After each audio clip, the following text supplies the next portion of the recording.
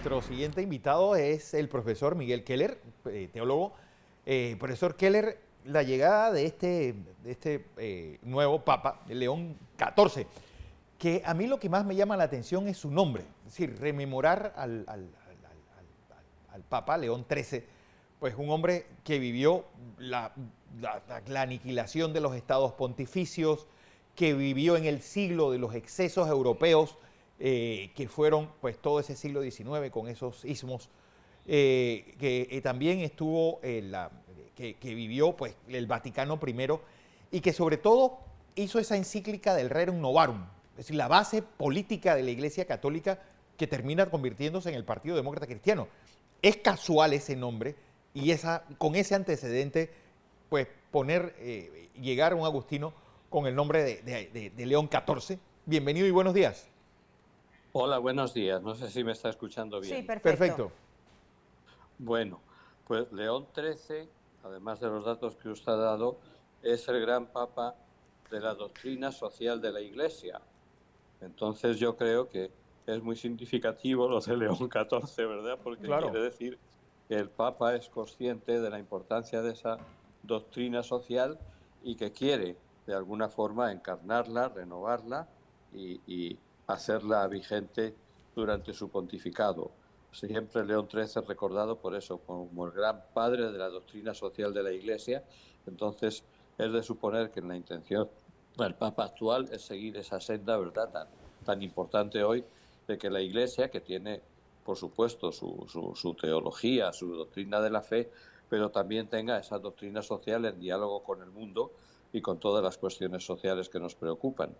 Hace unas horas, unas 2, 3 horas, se realizó precisamente la primera misa por parte del Papa León XIV.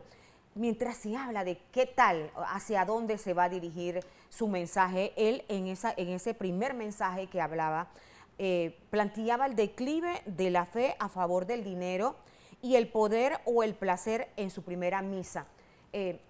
¿Qué expectativa se tiene? Porque muchos dicen que la expectativa del Papa Francisco fue bastante elevada, sin embargo, dejó mucho por hacer en la Iglesia. ¿Hacia dónde cree que pueda encaminarse precisamente desde este primer mensaje y su actuación en lo que resta? Bueno, por supuesto que en la Iglesia y en el mundo hay mucho por hacer, ¿verdad? Sí. Pero evidentemente eh, hay que distinguir hacia dentro de la Iglesia la renovación de la Iglesia, que está continuamente llamada a un proceso de conversión y que hay que tomarlo muy en serio porque se trata de la fidelidad al Señor, pero también hacia afuera de la Iglesia. Entonces ahí está toda la doctrina social, toda la presencia de la Iglesia, de los cristianos en el mundo, que estamos llamados pues no solo a orar, ¿verdad?, y a trabajar dentro de la Iglesia, sino a renovar la sociedad y a trabajar por la justicia y la paz. Entonces yo creo que está muy clara esa intención del Papa actual. Porque hay algo, profesor Keller, que me llama la atención. Uno, pues es alguien que pues salió de la diócesis donde nació, a diferencia del Papa Francisco o del Papa Juan Pablo I, Juan Pablo II, y los papas que vienen de diócesis, pues trabajaron dentro de diócesis dentro de sus países. Este no, este pues va a Perú, incluso se nacionaliza peruano y, y me llama la atención porque él insiste en llamarse soy un hijo de San Agustín. Y es más, me gusta el hilo uno. Pues somos muchos, pero en Cristo somos uno. Alguien Ajá. que entiende el mundo fue prior de los agustinos, es decir, alguien que se movió por el mundo, a diferencia de los papas anteriores, pues en un mundo globalizado, que eso da una visión muy distinta. Sí, la experiencia de universalidad que supone pertenecer a una orden religiosa como los agustinos, que estamos extendidos por todo el mundo, y su historia personal, pues nos está hablando de eso, ¿verdad? De una persona que conoce la realidad, no solo la realidad concreta de un pequeño país o de una parte de la Iglesia, y que desde ahí puede pues encajar perfectamente, por decirlo así, con esa universalidad que significa pues el servicio del Papa y el servicio de la Iglesia. Yo creo que es un aspecto importante que otros muchos papas han tenido también, ¿verdad? Pero que hay Sí. que recalcar en este sentido. Y eso puede enriquecer a la Iglesia, no solo desde su personal vivencia de la fe y de su carisma agustiniano, sino de esa experiencia precisamente más de universalidad, por decirlo así. ¿Lo conoció, profesor Keller, aquí en Panamá?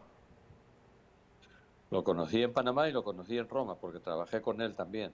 Ah, mire. Así que puedo decir con orgullo que somos, además de hermanos en la Orden de San Agustín, que somos amigos. Personalmente le tengo mucho aprecio. Como persona, ¿cómo es? Porque me llama la sí, atención alguien que es, bueno, fanático del tenis, sí. porque es un deporte individual, Ujú. y sobre todo fanático de los Medias Blancas de Chicago. Un equipo que Curiosamente. sabes que tiene una maldición, que Sí, tiene muchos años sí, que no sí, sí. llega a ganar el título y sabes, es esa conjunción del deporte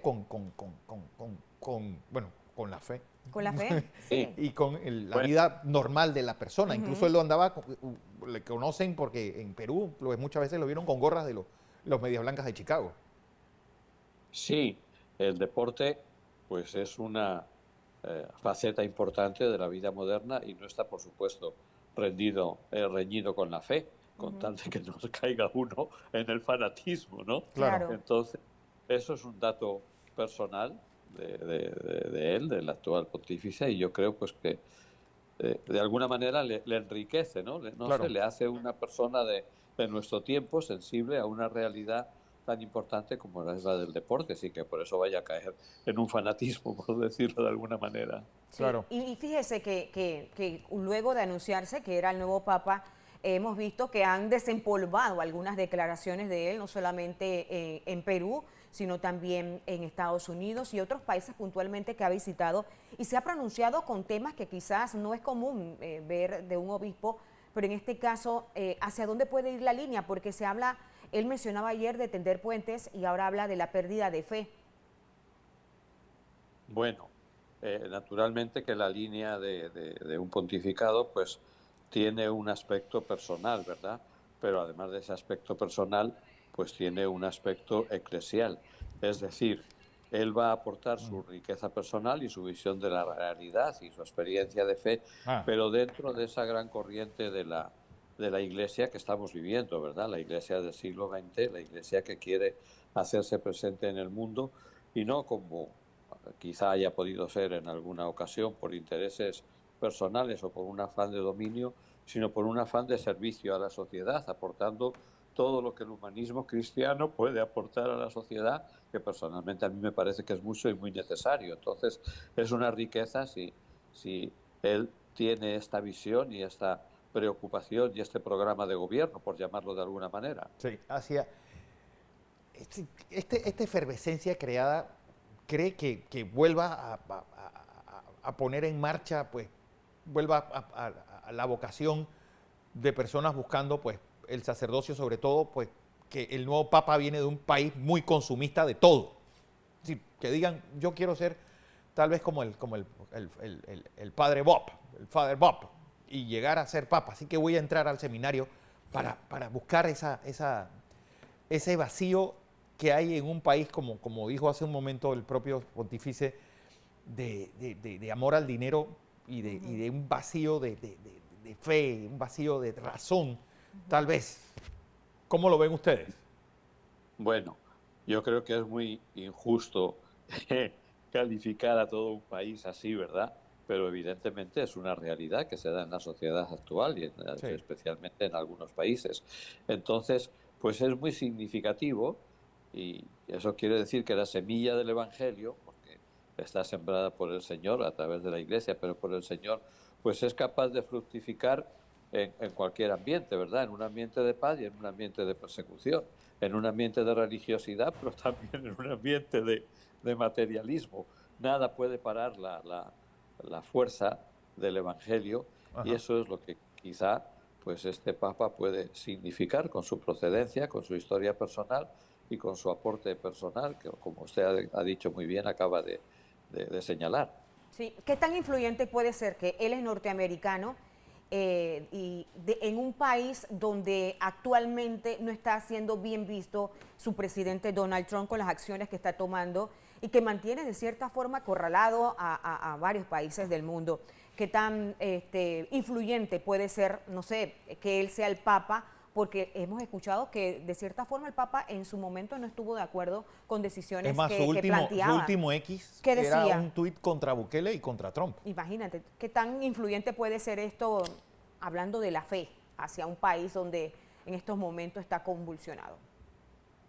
Bueno, pues hablando de la fe, yo creo que puede ser muy importante, ¿verdad? Porque la fe no es política, pero tiene una dimensión política. Entonces, este Papa puede ayudar precisamente, y más en los Estados Unidos, por su origen, a que no voy a decir se recupere, pero sí se vuelva a potenciar esa dimensión política precisamente de la fe cristiana. Política no en el sentido de política partidista, pero sí en el sentido de que la presencia de la fe y de los cristianos y de la Iglesia en el mundo no solo es un hecho individual o privado, sino que tiene que tener, porque así lo quiere el Señor, esa dimensión social también que influya en la realidad y en las estructuras. Sí. Entonces, yo creo que eso es algo muy importante que puede aportar el Papa. Profesor Miguel Keller, como siempre, pues gracias por esta Gracias a usted.